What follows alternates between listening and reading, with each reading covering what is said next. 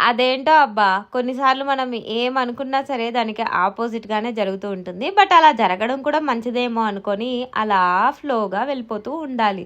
So, ఈరోజైతే యాక్చువల్‌గా మా ఆయన లీవ్ తీసుకున్నారనమాట. కానీ ఆ లీవ్ అప్రూవ్ అవ్వలేదు. సో, వెరీ ఇంపార్టెంట్ వర్క్ ఉందని చెప్పేసి ఆఫీస్‌కైతే బయలుదేరిపోయి తొందరగా వస్తానని చెప్పి అన్నారనమాట. సో, మా అత్తమ్మ వాళ్ళొచ్చేసి మీరిద్దరూ తర్వాత రండి అని చెప్పేసి మా అత్తమ్మ వాళ్ళైతే ఊరికైతే బయలుదేరిపోయారు. సో, జాతర అని చెప్పాను కదా! జాతర ఎక్కడో కాదు మా అత్తమ్మ వాళ్ళ అమ్మ వాళ్ళ సొంత ఊరనమాట.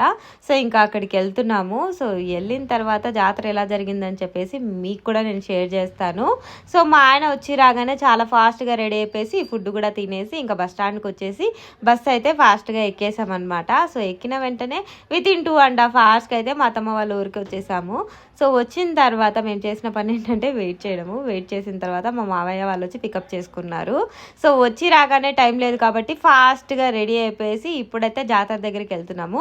జాతర ఏంటో కాదు గంగమ్మ తల్లి జాతర అనమాట. సో, నేను ఇంతకుముందు చూసినంత జాతర ఒక ఎత్తు అయితే ఈ జాతర ఇంకొక ఎత్తు అనమాట. నెక్స్ట్ వ్లాగ్‌లో మీరే చూస్తారు. అండ్ నాకైతే చాలా బాగా నచ్చింది. అండ్ నాతో పాటు మీకు కూడా నచ్చుతుందని నేను కోరుకుంటున్నాను.